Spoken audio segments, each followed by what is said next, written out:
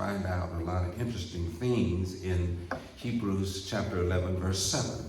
Now, when you read this particular text in Hebrews chapter 11, you need to remember that it is about faith. Faith of individuals that God used. Now, I've been trying to preach this to you. These are not great men and women. These are ordinary people who exemplified extraordinary faith in extraordinary or ordinary times and circumstances. So I really wanted to look at this one. It's really interesting because he's going to mention now in our text Noah. We talked about Enoch. Enoch walked with God, father of Methuselah, and now Methuselah is dead by chapter 6.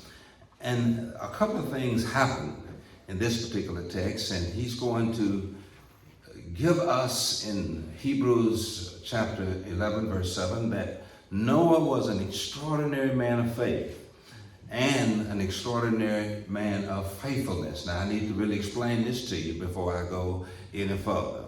It makes no sense to have faith if you ain't going to be faithful. That's why he's mentioned in the text that Noah was a man of faith, and because of his faith, he was faithful to God in some very extraordinary circumstance.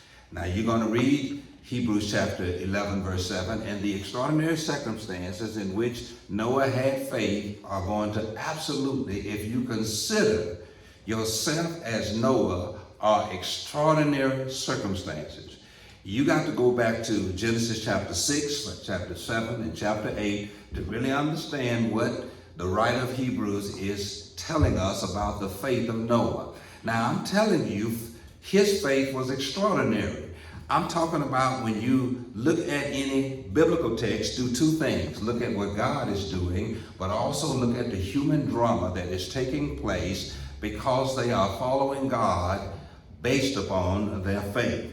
Now, listen to John MacArthur's take on this particular verse. And what I discovered was something I never realized, that even those in the Old Testament lived by grace, and they were depending upon God's grace.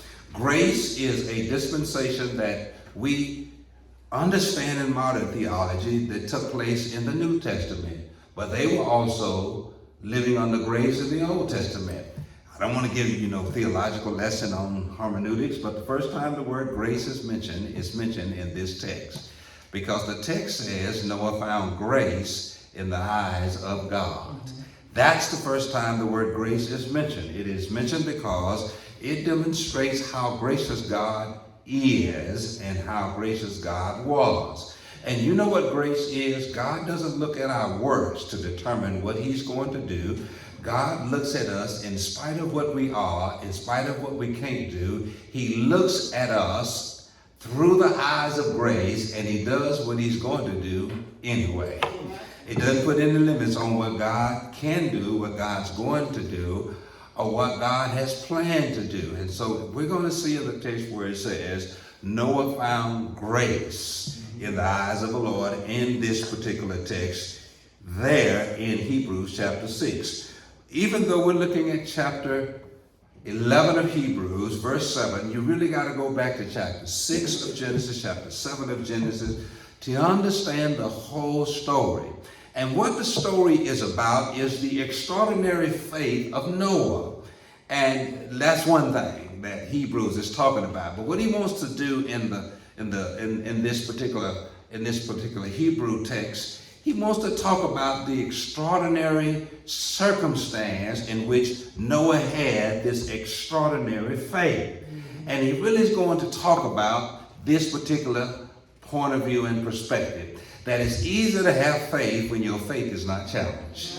It's easy to have faith when you understand everything that's going on in your life and when you can see what God is doing in your life. But that's not the kind of faith he is lifting up in Hebrews 11:7. He's talking about this faith was an extraordinary faith because this faith had to trust God at his word, and what God was saying was not what God was doing. He wasn't giving any evidence to Noah. he was just speaking to Noah, and Noah was acting and walking by faith. He had to literally be a person who believed in what he didn't see. He had to believe in what he didn't understand. He had to believe in what had not yet come to pass, but yet he had to demonstrate faith, and he had to be faithful. Now, I want you to read Hebrews 11 in verse 7, but we got to go back to chapter 6 of Genesis to really understand the circumstance in which Noah lived in. And I could really give you a lot of details, and it would answer a whole lot of questions for you, but I really don't have time. If I had time, I'd explain to you a whole lot of things that would answer a whole lot of questions for you, because it's going to be detailed. It's going to be very detailed in how he really paints the picture, Moses, the writer of this particular Genesis text, what it was like. Now you got to understand that Genesis chapter 6 comes after Genesis chapter 5. Genesis chapter 5 is all of these generations, and so the population of the earth had increased. And one of the questions it's going to answer for you is this, Dora: how did it become so populated? How did the world become so populated? It's a simple answer in chapter 5. First of all, people live longer. And because they live longer, they can have sex longer. And because they had sex longer, they could have more children. They were very fertile. And so the population of the world quadrupled. It was estimated that there were about 73 million people living on the earth at the time in chapter 6 of Genesis. And so the population had increased from 2 people now to about 73 million people. 18 generations are listed in chapter 5. 18 generations with the average lifespan spanning about 600 years. 18 generations living at the average age of 600 years. If you do the math, that would be about 73 million people born just as a result of the evidence given in chapter 5. So by the time of chapter 6, this population explosion had taken place. All of these people were now inhabiting the earth. Now, the other problem that is proposed when I studied is that this was a dense population of people. This was a dense population of people in a small space. There had not been any settlements, and there had not been any discovery. All of this 73 million people lived in a small space in a dense area, and it was probably around Mount Ararat, this place where God had given Noah the commands to go and build an ark. And so really what he's going to teach us is that Noah lived among a very high population of people, a very dense population of people. And he's going to say that in chapter 6. He's going to really explain that to us when human beings began to increase in numbers on the earth. And I'm going to explain to you that's the condition where Noah existed. There's a whole lot of people, and he's going to give evidence to that. And chapter 5 gives evidence to that it was a lot of people in the world, estimated 73 million people. Now, because of this dense population of people, and because these people had now settled in this particular place, densely in these places, something else happened. You really got to read chapter 6 and understand it, that there was this kind of sexual perversion. Not only was there an increase in population, but this kind of sexual perversion had now risen upon the earth, because it talks about these unnatural unions or these ungodly unions between these human beings, these giants, these Nephilims. Now they are trying to mate with the daughters of men, which was prohibited. And there are many theories on what that exactly means. But one thing that it does mean, and we understand it, is that people had become really perverted in the way they had sex and the way they were sexual with one another. We know that it got God's attention. And whenever sexual perversion gets into the human behavior, it gets God's attention. You want to know why he destroyed Sodom and Gomorrah? Because of sexual perversion had reached its peak.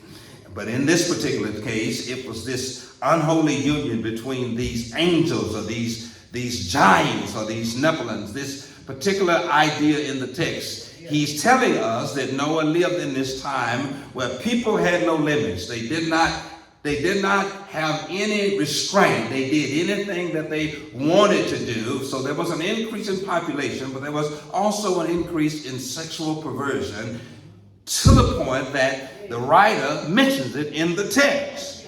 I'm just trying to explain to you. It was this unholy union. Unholy union. The sons of God saw the daughters of humans were beautiful, and they married them, or they chose them.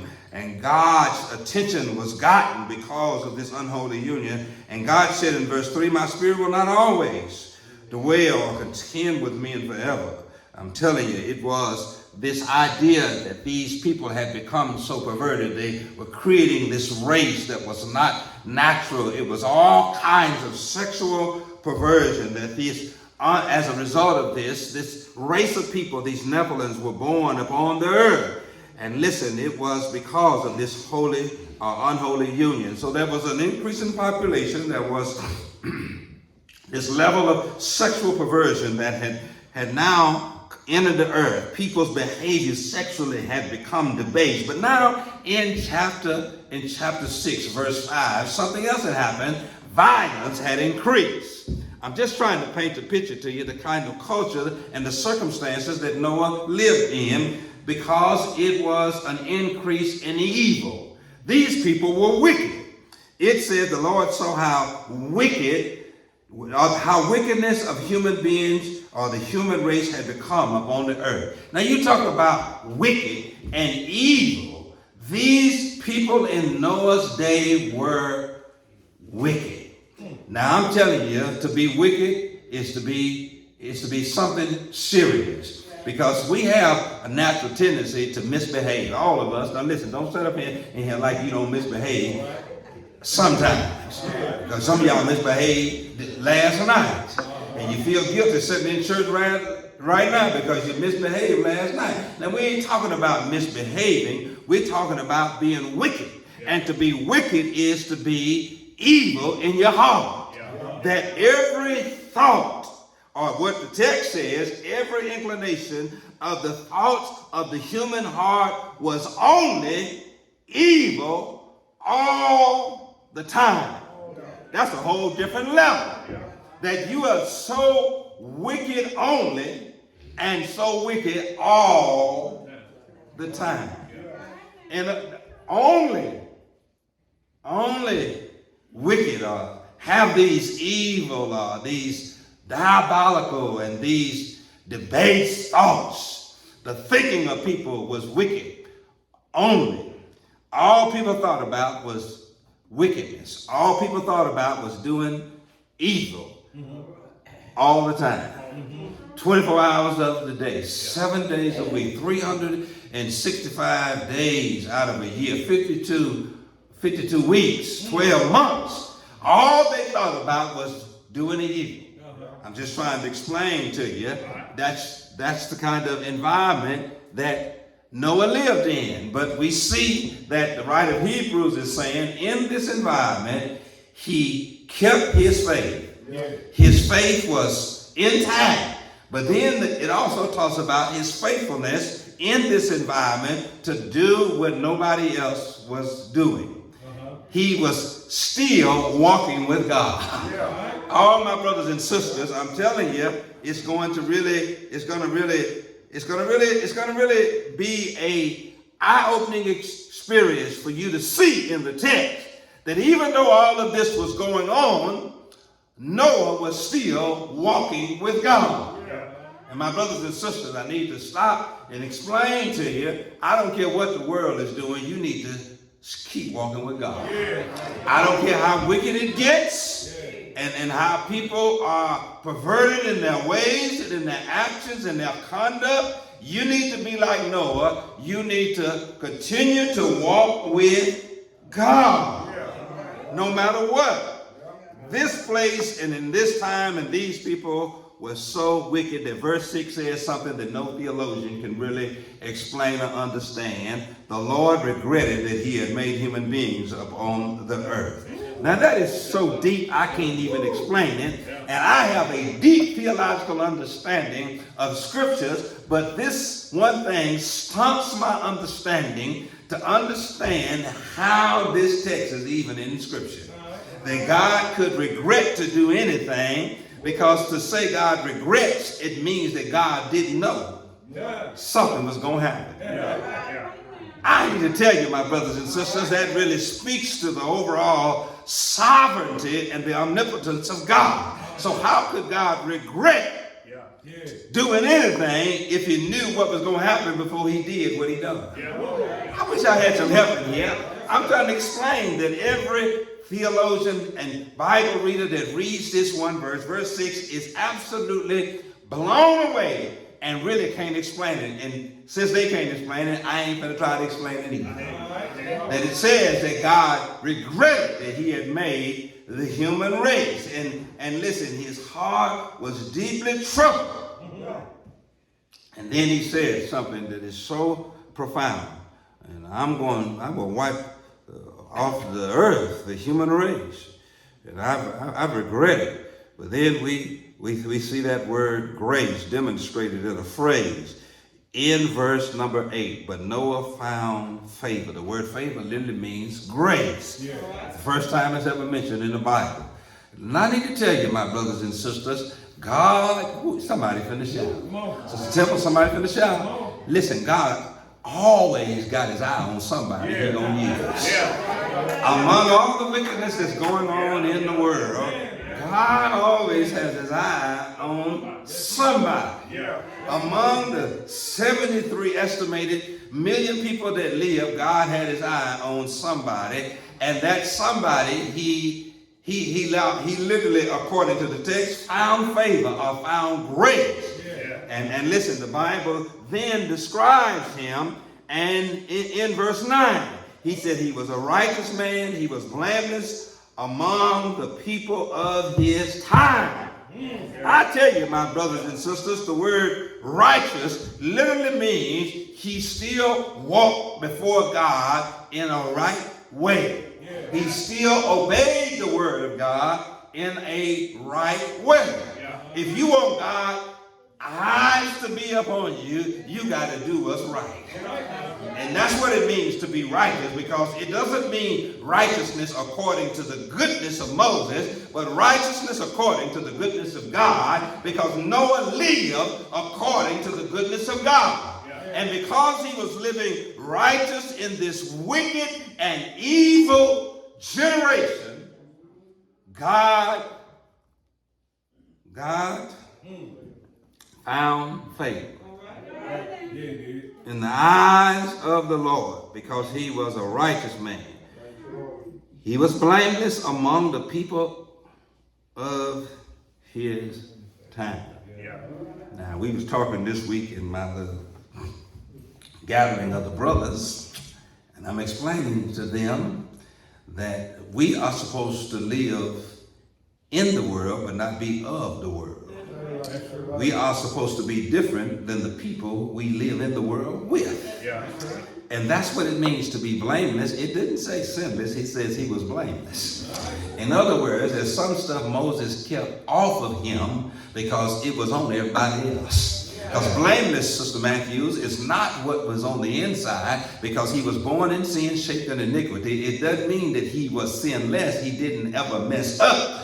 But what it means is he did not look in his behavior, in his conduct. He didn't do what everybody else did. Didn't go where everybody else went, and didn't engage in what everybody else engaged in. If everybody was going to the right, Noah would go to the left. And he was unashamed with it. He would stand on his faith. He was blameless. And then it says he walked faithfully with God. He walked faithfully with God, because the earth was corrupt in the sight of God, and full of violence. And yet Noah was faithful. I got to go back to Hebrews chapter 11, verse 7. But I really got to explain this to you, because this is why he's mentioned in Hebrews 11:7. Because now you got to really understand the order of things, how things happen, when they happen, and when God says to Noah what he says to Noah, that there are certain things that has not yet happened, but God has already given a commandment without telling Noah why he's doing what he's doing. I really needed to point this out to you, because this is important before we get over to Hebrews 11:7, because God sees now that he is going to respond to the wickedness, the corruption, the violence of all people. And then in verse 14, God is going to tell Noah to do something. Now, he's going to tell him to do something, and he's going to tell him that I'm going to destroy the world. And then he's going to tell him to do something in order to save him and his family. God's going to tell him to do something, and I really need to explain this to you. It wasn't a boat, it wasn't a ship, it was a box. Now you go to the Ark Encounter in Williamsburg, Kentucky, and look at that nice boat with a stern and with all of these rudders on it. That's not what Noah built. It was a big, huge box, about almost 700 foot long, 75 foot in its width from corner to corner, about 40 foot high, 4 stories high. And it was just a big box with one door and one window.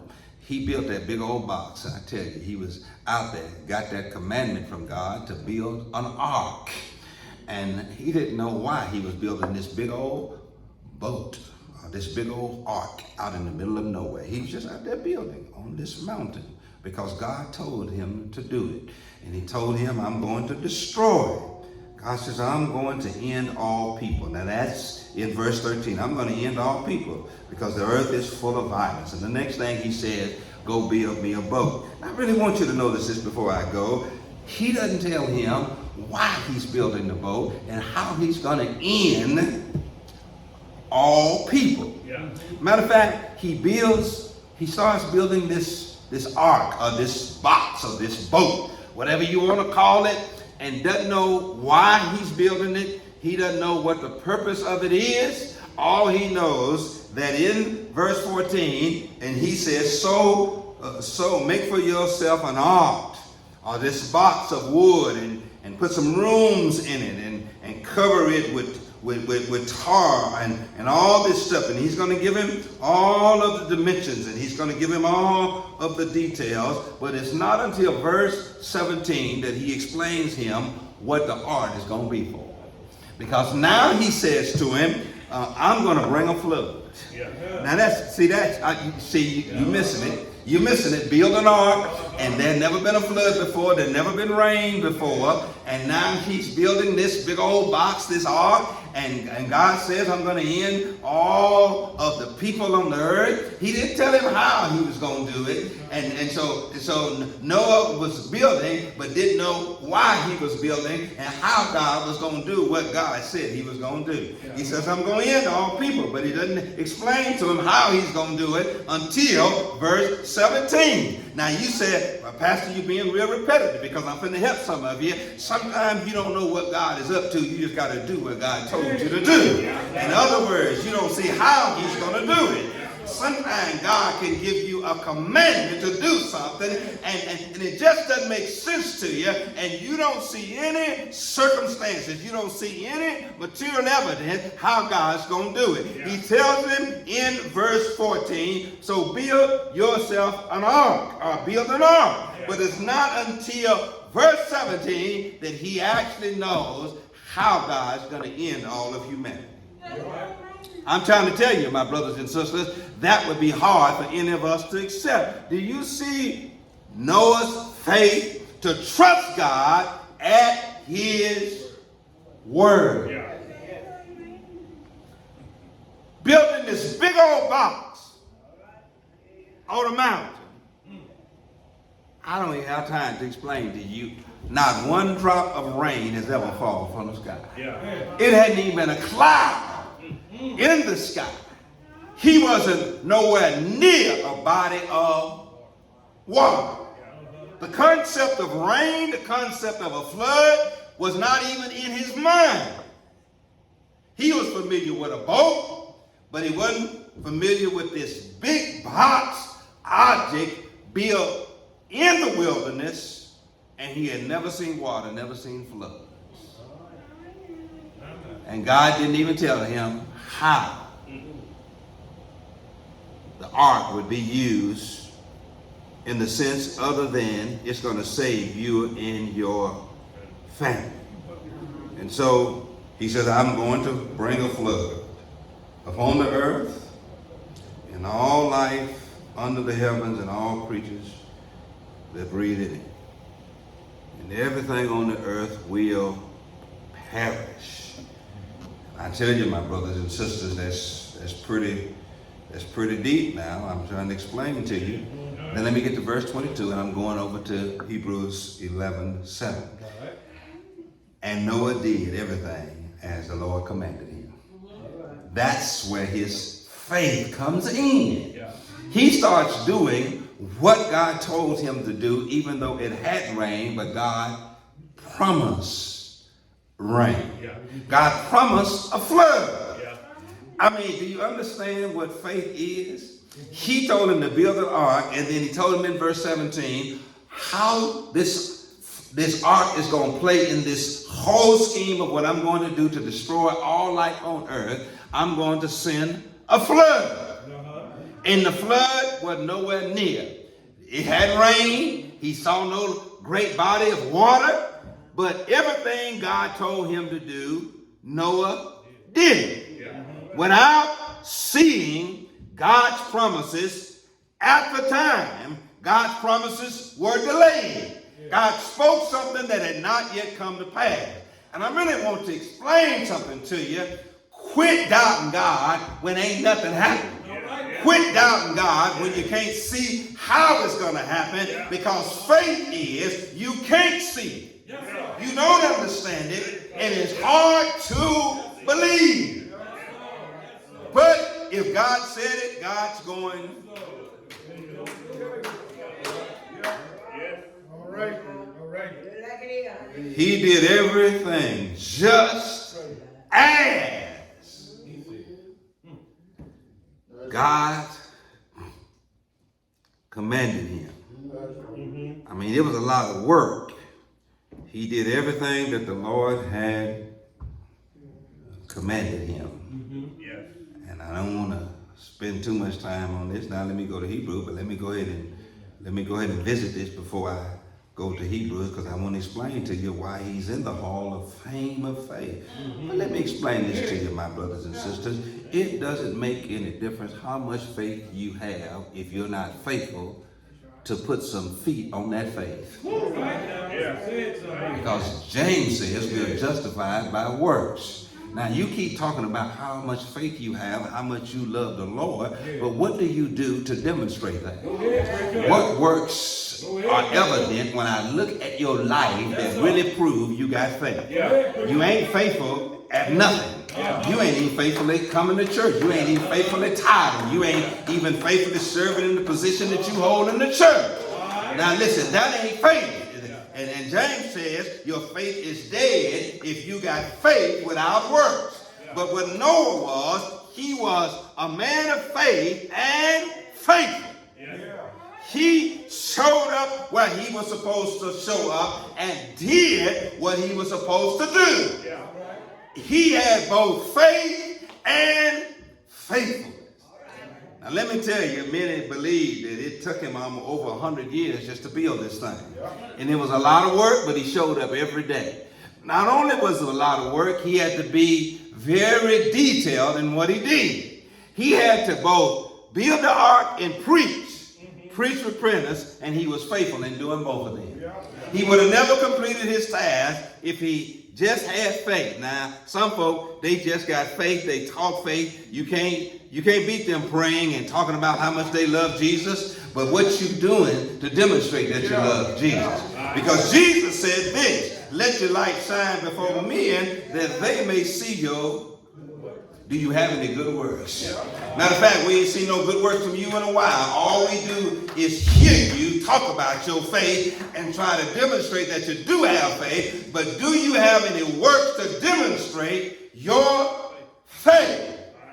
Are you faithful to carry out what God has called you to do? And you don't even understand why he's called you to do it, because he's not yet. Now let me give you this. And I'm closing, because he's going to talk about Noah. By faith, Noah being warned of things that had not yet seen.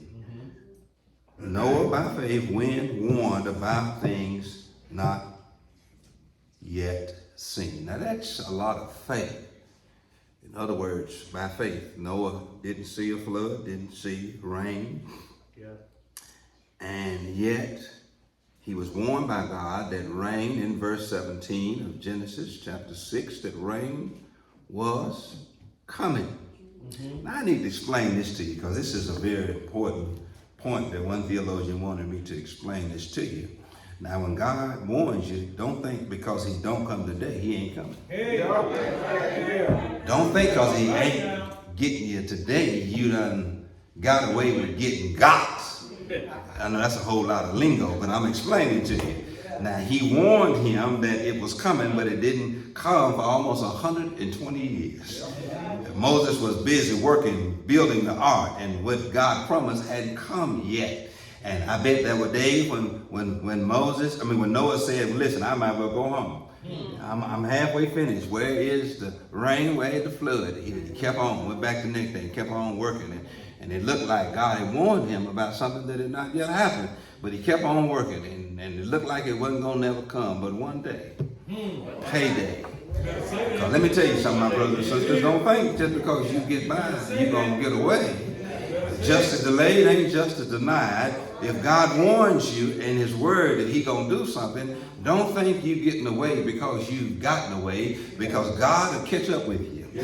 One or two things will happen. God will catch up with you, or whatever he got for you will run you down, or you will run into it. Because see, some of us don't understand what God has for us to get us. Sometimes it's chasing us. Sometimes it's in front of us. Sometimes it's going to chase us down. And other times we're going to run into what God's going to get us with. And see, you think because ain't nothing happening to you today, keep on living. You're going to run into the judgment of God. You think you're running from it, but eventually you're going to run into it. And that's what happened in the life of Noah and the people that he warned about the flood. They didn't realize they were going to run into what God had warned Noah about that was coming.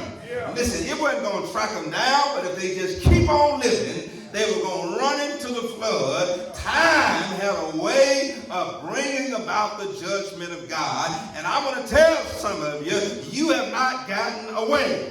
And you might think you can outrun what God is warned to get you with because of stuff you've done. You ain't getting away. Keep living. You're going to run into it. Uh-oh, Pastor, what you trying to say? Boy, I'm trying to tell you, it's some trouble that's in your future. You don't even know. There's judgment in your future because you refuse to repent. You refuse to do what God tells you to do, and that's get right. And see, you think somehow or another, because you are doing well today, and everything is good today, that you're doing all right. And you don't know that God has set forth judgment in your future. You're going to wake up one morning, step around the curve, and the judgment of God is going to be standing around there waiting on you. Say, I've been waiting on you. That's right. It's time to pay up. It's time to pay up. Because let me tell you, I don't have time to give you any dramatic tension that's in the text. The dramatic tension in the text, if you read the flood story, that when they got into the ark, he sealed the door, and those that were on the outside, they saw the rain, but they wasn't afraid. They kept on partying and doing everything they wanted to do. But eventually, that rain turned into a flood. And by the time that flood got up to the top of that mountain, and Mount Ararat was 17,000 feet above the skyline, and it kept raining and it kept raining. And listen, there were people kept moving up the mountain. The higher the waters flowed, and the higher the water, people kept moving up, and they finally got up to the ark, and they started knocking on the door. And Noah was commanded by God not to open the door. You had a chance. It's too late now. Verse 17, the judgment is here. And eventually one theologian says that after they realized he wasn't going to open the door, and the flood got up around their shoulders. Yeah. He says if you could find that flood today, you find all kind of scratch marks of people in desperation trying to get in that ark, but it was too late.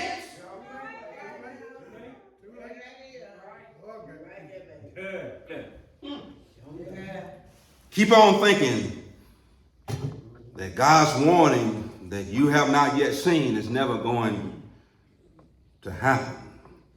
And in holy fear, built an ark to save his family. In holy fear, man, I tell you, I don't know who Carlton Pearson think he was, but on his deathbed, he said to his followers and to clergy, I don't fear God. Wait a minute, if you don't fear God, then who do you fear? You on your deathbed, you better fear God. It says in the text here, in holy fear he built an ark. In other words, the doctrine of self-preservation, Noah realized what God was going to do, and in the doctrine of self-preservation, he said, I got to save myself. And if God's going to do this, I've got to find a way, I've got to trust God that he's going to save me and my family. Holy fear literally means you understand that what God can do and will do. He's able to do it. Now don't ever think that God ain't able to do what God says he's going to do, even though what God says he's going to do has never happened before. It doesn't limit what God can do.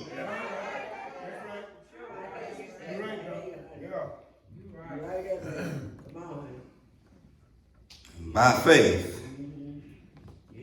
he condemned the world and became an heir of righteousness that is in keeping his faith. Now I need to explain the word where it says he condemned the world. Now listen, this is some stuff we don't like to do.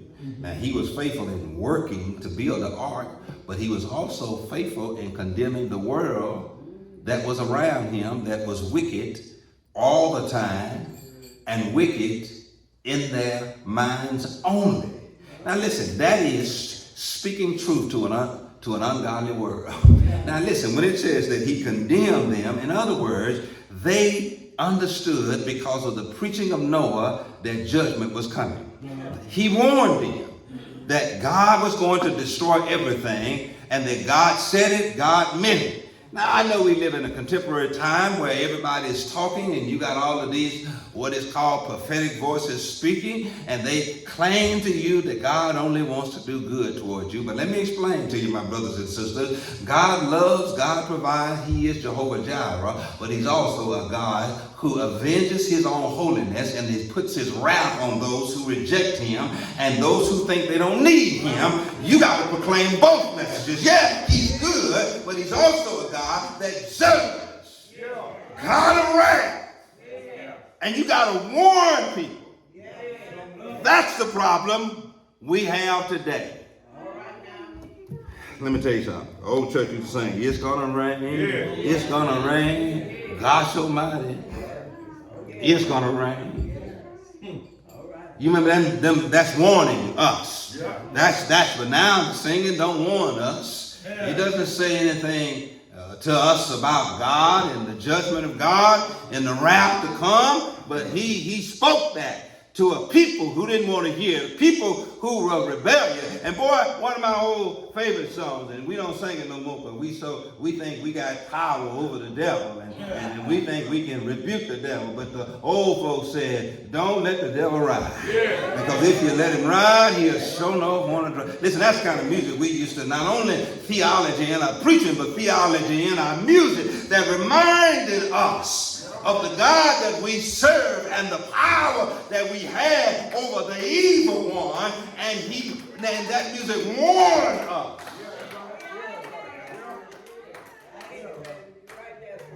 And he preached and he worked, faithful in his work and faithful in his preaching, to remind a wicked and corrupt world that judgment was coming. And I tell you, my brothers and sisters, that's some powerful stuff, to live in a corrupt world and tell them that judgment is coming. Now you got these contemporary thinkers, contemporary preachers, contemporary theologians that tell us that hell ain't real. Why would Jesus talk about the rich man who died and went to hell if there was no hell? He talked about the agony of hell. He talked about the gulf between hell and heaven.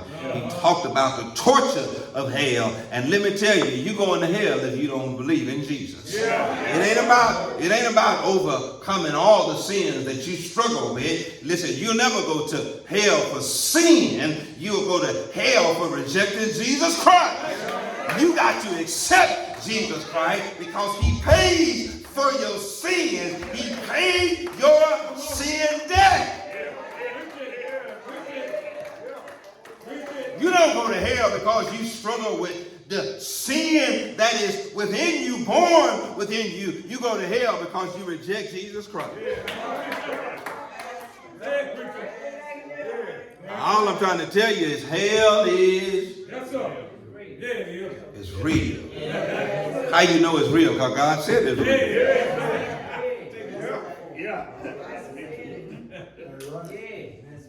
And the question, I got to close because I got about 3 minutes, but let me explain this to you. The question in the modern theology and the modern contemporary thinking is, how can a loving God condemn people to a eternal hell? That's a deep theological question that is asked by contemporary thinkers, and that's where they can't square that up. How a loving God can condemn people to eternal hell, into eternal damnation and eternal torture and eternal separation. That ain't a hard question to answer, because my question to them is, why would God make you come where you don't want to come? Believe what you don't want to believe, and accept what you don't want to accept. So he don't condemn you, you condemn yourself, because he offers you the free gift of salvation, and all you got to do is believe. But now he gonna force you to come to heaven when you don't want to come, based on a choice and a decision, by saying you don't believe in him.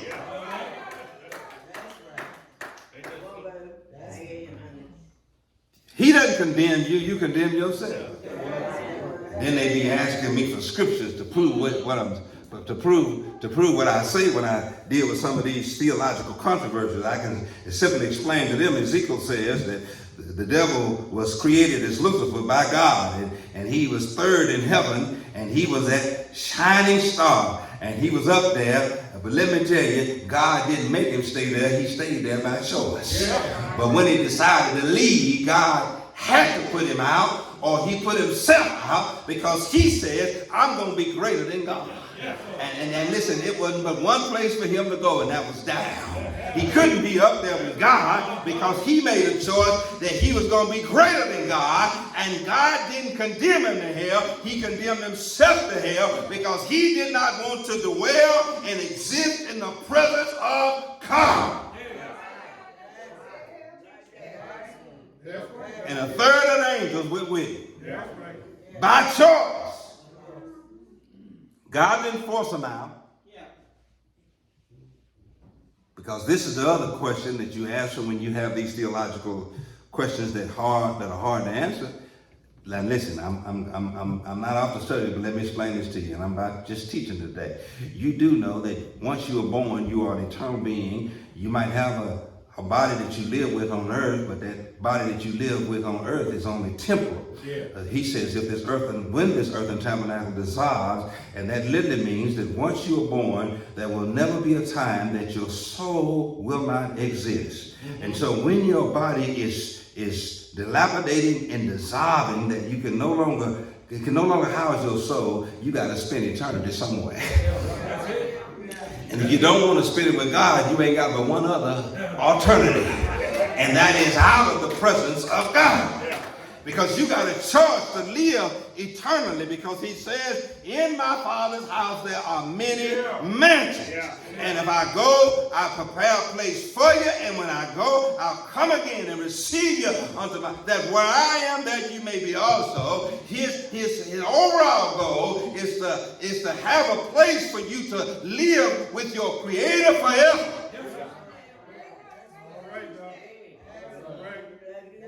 There will never be a time when you won't be alive again. You might not be alive in this physical body. The earthly house of this tabernacle be dissolved. I don't want to get too heavy because I'll scare you right now. I'm explaining to you. You in a temporary shell that's dissolving. The old folks used to say there's a leak in this old building. This building keeps on meaning eventually your soul gonna have to move. That's theology. They would teach us about how fragile you and I are. We are leaving here whether we want to or not. Because there's gonna come a time when your soul cannot live in this dissolving tabernacle. Death is coming. And it's coming not to steal your soul, but to take your body. That's what death is. It is to come and claim your soul. Through taking your physical body. And so you got to live eternity somewhere. So before we keep talking about hell, ain't real. Okay, that's fine. Hell is not real. He warned them. He warned them about the judgment to come, the wrath to come. He warned them. I'm telling some of y'all, I'm going to warn you right now. You better get right with God and do it now. While the blood's still running warm in your veins. And if judgment don't catch up with you, you're going to run into it. You think because ain't nothing happened, ain't nothing gonna happen. You think because today is a good day and you got your health, your strength, you feel good, your medicine got your blood pressure elevated right, your diabetes medicine got your blood sugar regulated, you don't have any aches and pains, and it looks like everything is doing well. But let me tell you, my brothers and sisters, that ain't no guarantee. You know a whole lot of folk we had church with one Sunday, and the next Sunday they ain't here. If you miss me from singing down here and you can't find me nowhere, come on up to Bright Glory. I'm telling you, you better be careful how you act in the house of God and think because ain't nothing happening, ain't nothing gonna happen. And he was warning them. Judgment is coming, a flood is coming. It didn't look like it. The conditions didn't look like anything was going to happen. I'm going to give my personal testimony on one that somebody might not be like me. They might be a little better than me and know God a little better than I know him. But sometimes I mess up and I ain't right. I be scared to go to sleep. Scared to put my clothes on and get in the car. I don't know if God's judgment going to come that day, that night. Because you do know you can go to sleep and not wake up in the morning. And if you wake up in the morning, tragedy can befall you if you don't do nothing wrong. You can have an accident, and an accident is considered and defined as not something you contribute to, but it is completely the failure in the actions of somebody else. In other words, you can be on the highway going in one direction, the person be on the other side, and they can take your life.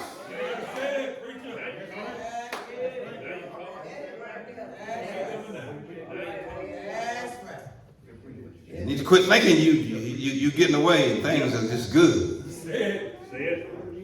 I'd stop, if I was some of y'all, I'd stop doing what I'm been doing right now. I wouldn't keep on fooling and gambling with my life, and God holds my life in his hand, and I've seen what God has done with other people because they were doing some of the same foolishness I'm doing. At some point, I cut off doing some of that stuff. Listen, every time I hear somebody died, I want to know how they died. What were they doing? And if I know something about them and I know they were doing some crazy stuff, I said, Lord, I repent. I'm quitting today.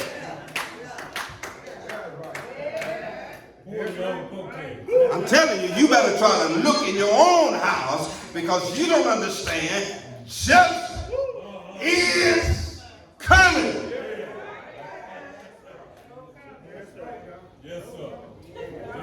And I be scared every night I go to sleep. Woo. Man, you and me that prayer where you say, Lord, lay me down to sleep. If I should die before I wake, I pray the Lord, my soul. I still pray that prayer. I'm a 55-year-old grown man. Because I want to make sure that God knows my heart. And if I ain't doing right, I want to do right. I struggle to do right. But if somebody tells me I ain't doing right, I'm convicted by what I hear. He warned them about an event that had not yet happened. Now let me go back to this, and I'm closing because I do have a structured sermon that is structured in a way where I know where the exit is. And this is the exit. That the boat represents an ark. An ark represents a shelter. To be protected from the elements that are outside, but more than that, to be protected from the judgment of God. And as long as you're in the ark, you are safe. Protected from the elements, the rain. You're protected from the elements, the flood. Because the flood gonna take some folk out that have not heed to the warnings of Noah. And so the safest place is in the boat, in the box, in the ark.